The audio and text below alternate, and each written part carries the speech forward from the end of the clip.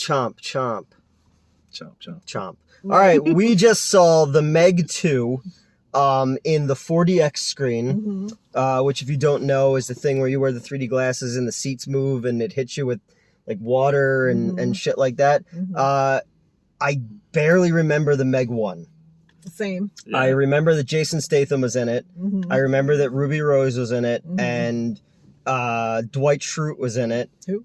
From The Office, yeah. Oh, I never watched it. He was also Harry Mudd in the new Star Trek shows. He was in House of a Thousand Corpses. Yes, he was in House of a Thousand Corpses. Yes, I was trying to say something she knew. And Super. Did you ever see Super? He's good in that one, the James Gunn movie. So, this was the Speed 2 cruise control of prehistoric shark movies.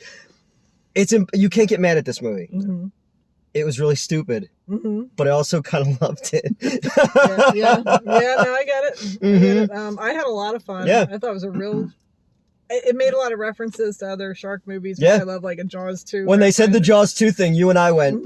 Yes, because I love Jaws 2. Yep. And it's just the special effects were surprisingly good for something that obviously... Probably wasn't a huge budget movie either. I mean, the Chinese government paid for all of it. No, the special effects looked great. The movie was extremely self-aware of itself without being like annoying about it. No, it was so dumb.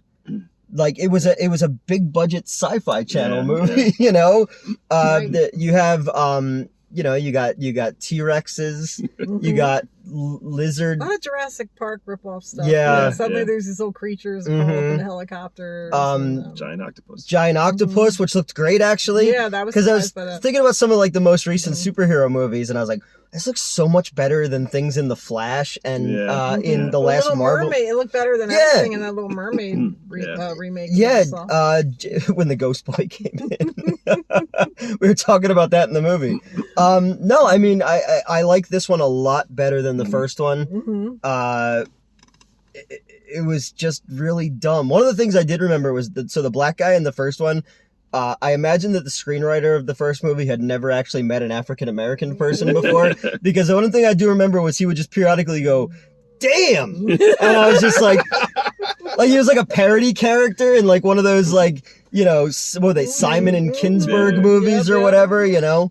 Whatever happened to those guys? I mean, Meet the Spartans and I just watched that like a few weeks ago. Oh God. Yeah, there's was it like I was drinking. Well, yeah, you'd have to. Date movie and superhero movie. No, this was a lot of fucking fun and real dumb, and the billionaire in this one lasted a lot. The Asian billionaire lasted a lot longer than the Indian billionaire in Jurassic World. And that billionaire in Godzilla versus King Kong. Oh yeah, versus Godzilla.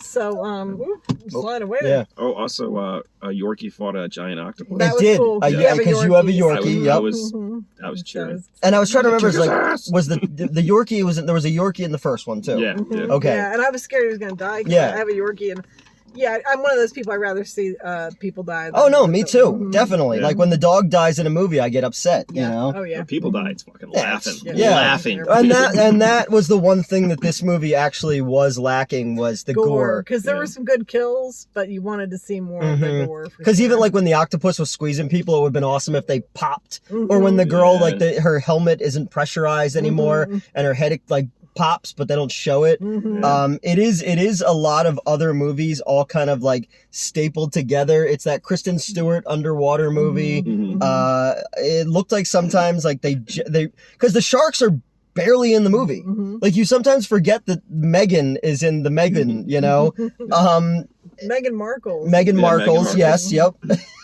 And they also rip off Jaws 3D because they have a megalon in captivity. It's like the only one of its kind in captivity. Yep. Like, where we've heard that before. Louis Gossett Jr. is like, son of a bitch. He's like, give me some lights down there. Well, when the dolphins were like going away, I wanted them to like be poorly matted in, flipping out of That's like the worst music.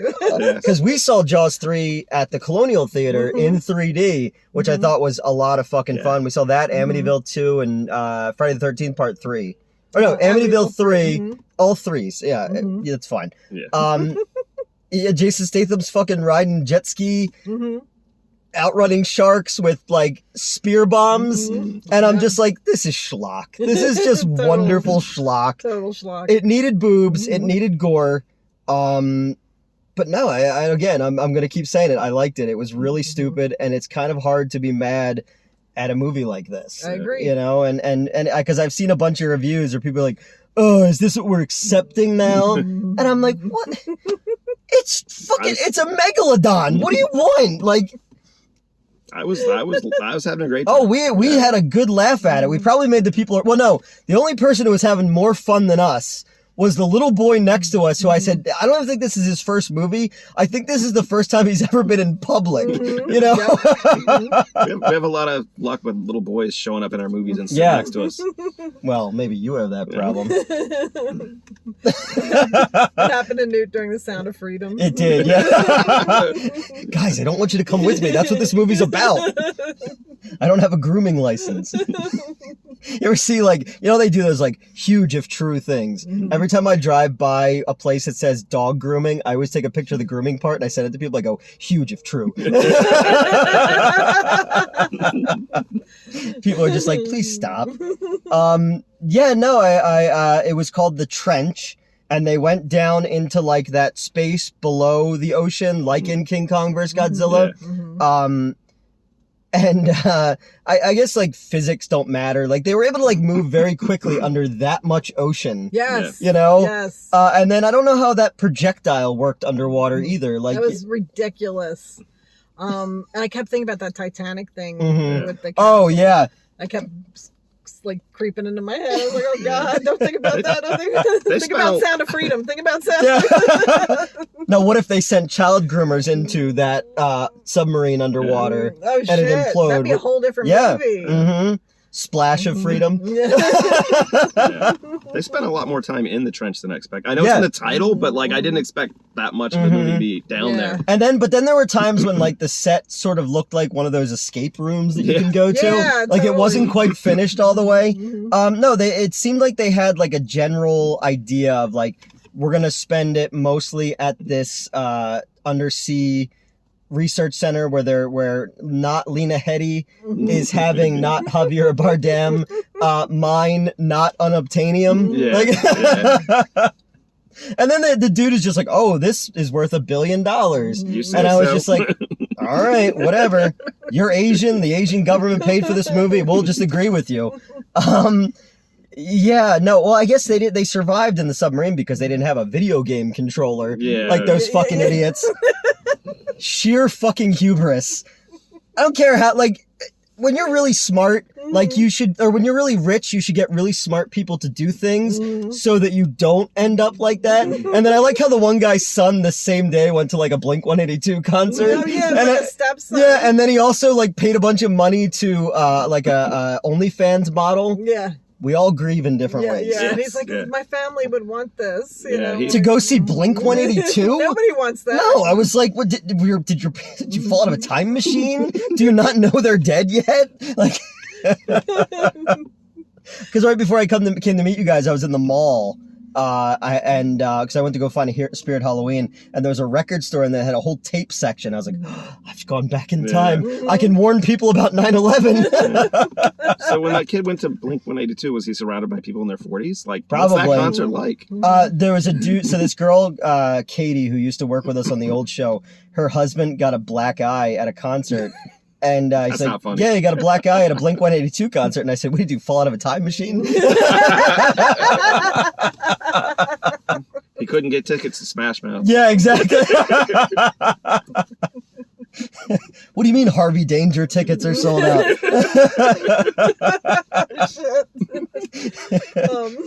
Yeah, we stopped talking about the MEG 20 minutes ago. Alien Ant Farm. Alien Ant Farm. The only song of theirs I knew was that Michael Jackson cover. Yeah, that's all they had going. But, yeah. God, music was awful in like the early 2000s. So bad. So bad. It's like the time, because people are like, Papa Roach. Papa Roach. Yeah, they have a greatest hits Hoobastank. thing. And I'm like, Hoobastank? Oh my God. I'm like, how does Papa Roach have a greatest hit thing? I don't It's just the same song 8 times. Yeah. What was that One Arm Scissor song? Do you remember that? Oh, okay. I think it was at the drive-in. Was the band? Look it up. It's called One Arm Scissor. Okay. I might be getting some of the. That's like a lone lesbian. No, it's a really very horrible sad. song. Very sad song. Yeah. I've never heard that before. I was like, is that like the kind of song that would be on like the Tony Hawk Pro Skater soundtrack? Like, well, I used to work at an FYE and they used to play it there all the time. Okay. And it was just painful to listen to. We had, like, so the song that always reminds me of work, there's two songs that remind me of working a job. Mm-hmm. So, do you remember that? Give me your heart, make it real, and then forget about it. It was like oh my God. Rob Thomas and Carlos Santana. Ooh. Like they got together and like. And when they get together, it was murder. Actually, that album's actually not bad because it also has this other song on there that I like. But so I worked at Blockbuster for a while, and that song was always in rotation on like the TV thing. But then when I worked at Regal, do you remember that song? It's like making my way downtown, walking fast. So we broke the CD player in the lobby, and it just played that song every 5 minutes. So every time I hear that song, I have like a sense memory. What movie do you think they're saying? Oh, Barbie. Yeah. Yeah. Mm-hmm. But she's dressed like Are they having a Megenheimer night? They should have Megenheimer. Megenheimer sounds like a really dirty sex movie. That's We're gonna give you the Megenheimer, baby. That shark's the bomb. We're trying to make like a Timothy Chalamet, the Barbenheimer. So he's got Wonka and Dune coming out, so we want to make Dunka. Make Dunka a thing. So it's very slidey. You play the little flute thingy that Willy Wonka has, and a sandworm comes out. Little people are mad because what's his name? Lionel Richie. What's the guy's name? Richie. No, Hugh Grant. Hugh Grant. Oh yeah, and they're mad about that stupid Snow White movie. Yeah, too. Because they took what was his name? The guy from Game of Thrones was complaining. Peter Dinklage. Yeah, and then he fucked it up. He fucked them all over because that's how they get work. You know, they need to eat too. Peter Dinklage. You know, whatever the fuck your name's. So he's playing the Toxic Avenger. Are you kidding me? No. Okay. Oh my God. We had so back when Why are we accepting this? Yeah, so back when I worked at the other company. That's not my toxic vendor hashtag. So back when I was working at the other company, we had actual meetings with Legendary Pictures about what they were doing with the movie. Trauma people are not gonna like this movie. Everything I've heard about it, I was like, all right. Yeah. Is the budget going to be $300 million? Oh, that should be. No, it doesn't even have distribution yet. It got made by Legendary, and it's been sitting. I haven't been there for 2 years now. So That's weird. Whatever. Yeah, they said it's going to be like Simpsons colored everything, and it's going to be PG-13. Oh, I don't want to see that. No, that's a thing. It's fine. Like if Peter Dinklage, but then is that offensive if Peter Dinklage gets doused in radiation and then becomes big? Because then it's like him undoing what he was saying about little people. We'll or is he a little toxic eventually? Because he stayed small the whole time. Yeah, you never know from week to week what's That's going right. to be offensive. They'll yeah. Well, because we were talking on the way in, you were saying they're going to do a re-release of Scarface, and I was like, can you imagine now if you said all of these people who are Dominican are going to be played by Italians? You know. Not go over so well. No, not at all. Because remember, do you remember that time when what's her fucking name? Black Widow was gonna play a trans person, and they set fire to Hollywood. Mm-hmm. Yeah, they got mad at that, and also when she was in The Ghost in the Shell, they got mad at that. But she's a gust in a shell. Oh my God, look at that dude! Nobody told me the Handsome Boy convention was in town. Oh my God. Wow. I missed it with all this fog. No, yeah, well, it's getting steamy in here. Is. I'll say That's what we do. But we also have to talk about there's a scene in the Meg where Jason Statham has to do a swim without a mask or helmet. Yeah. It's like that scene from The Abyss. At the very bottom of the ocean. Yeah, at the bottom of the ocean, and they're like, "Aren't you going to implode?" Like the other girl, he's like, "Oh no, they." They're one of those fake signs, like it's all compressed. You can do it within 30 to 60 seconds. Yeah, but he has a no. deviated septum. Yeah, they bring that up. Yeah, when literally 5 minutes before somebody did. Yeah, yeah, exactly. They should have put the mouse underwater, like in The Abyss. I'll turn this on. Yeah. So there were some funny moments like that. I'm like, okay. I mean, I want to write down a list of how many movies it ripped off. Oh yeah, tons. But at least it did intentionally. Unlike the new Batman movie that came out with the Twilight guy. There was like 100 movies. Yeah. I mean, I enjoyed it. There were some issues I had with it. I enjoyed it, but it ripped off so many movies. It's like, hey, have you guys ever seen The Game? Hey, have you guys ever seen Seven? The Third Man, Halloween 3. Yeah, exactly. But yeah, I don't know. I thought this one was fun when they're jumping in slow motion and catching things in midair, and it was hilarious. Some good jump scares as well in it with the sharks. The special effects looked good. This was, again, it was pure schlock. And if you think, if you're gonna be a YouTube movie reviewer and take umbrage with this, like, you're doing it wrong, right? You know, because this is just pure dumb. You know. Yeah, you gotta relax. Well, it's just. I had read an article about how they actually, while they're working on this movie, they interviewed several physicists and biologists to make sure that everything was like very possible. Neil deGrasse Tyson just hung up on them. Yes, he was a consultant on this movie. I like that Jason Statham is like a more charming Vin Diesel. Yeah, you know, that's a good way to sum him up. Because like they're both like bald, serious guys. Yeah, well, yeah, bald, serious guys. He does a lot of swimming in long sleeve like sweatshirts in this movie too. Vin, you know, and I would think he's like still in pretty good shape. You know.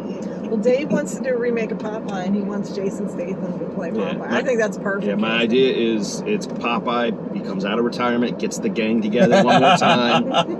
I'm thinking Sweet Pea would be played by like maybe The Rock. Okay, I like can a see grown that. up Sweet Pea. Yeah. You know? He wants John C. Reilly to play Wimpy. Yeah. There you go.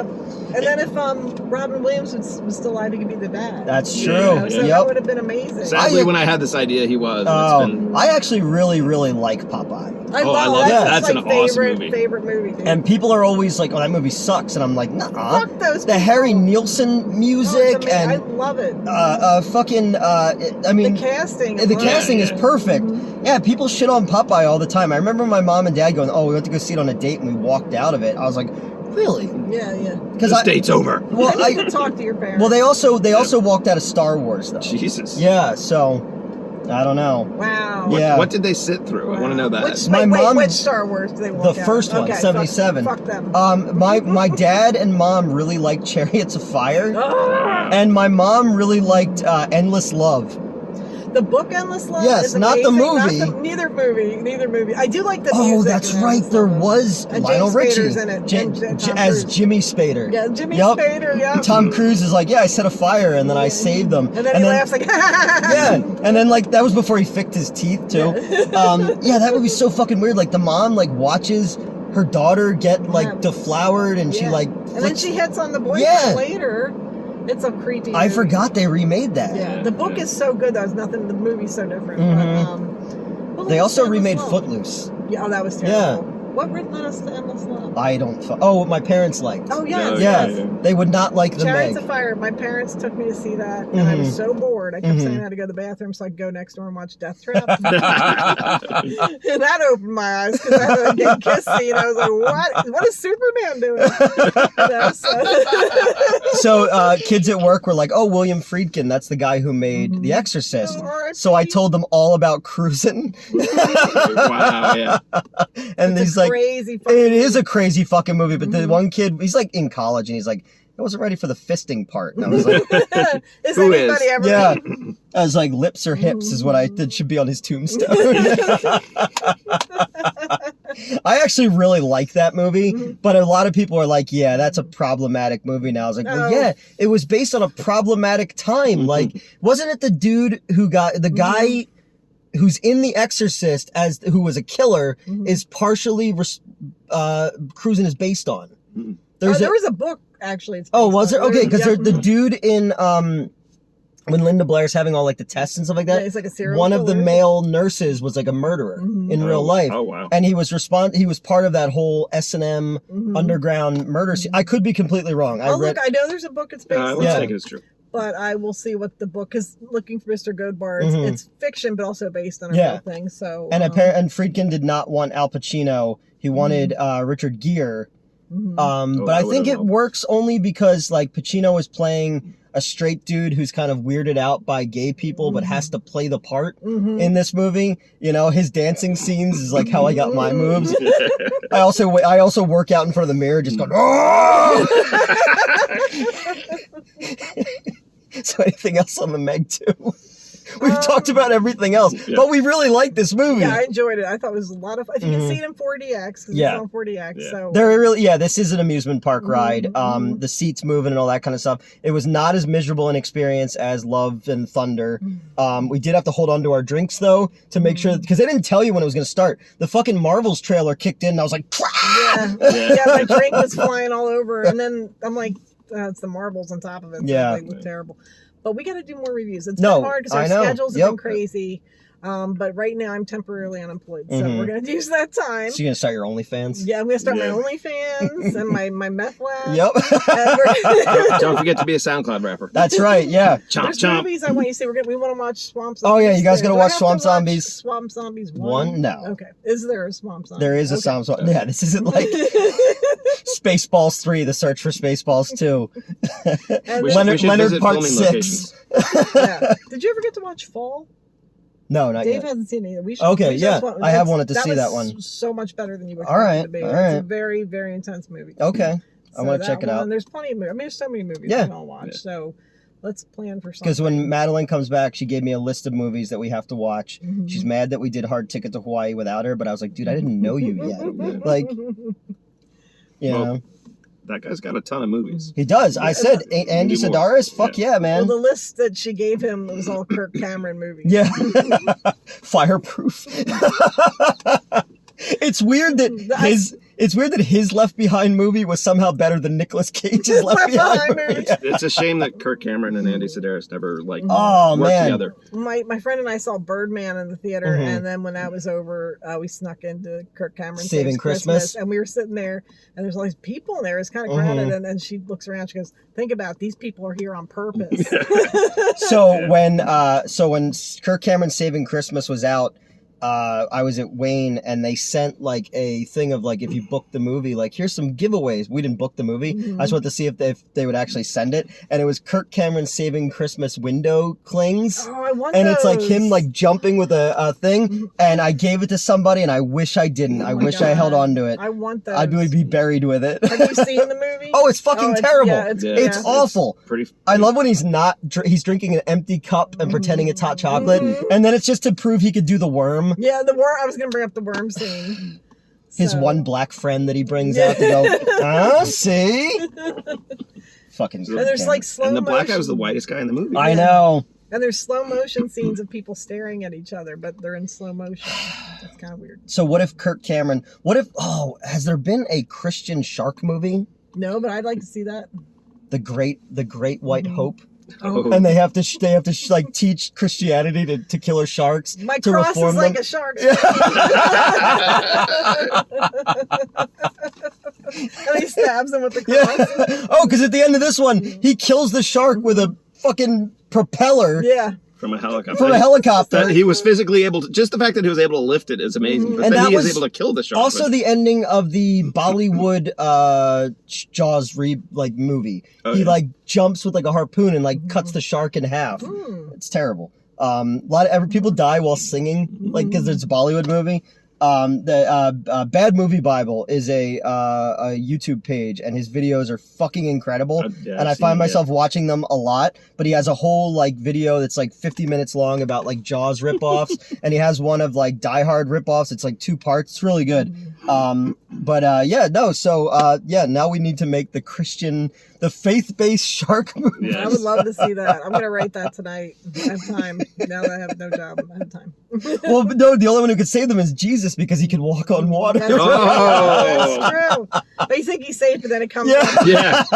Then the shark starts to walk on water because he has faith too. Because there is a character in this who gets Samuel L. Jackson from Deep Blue Sea.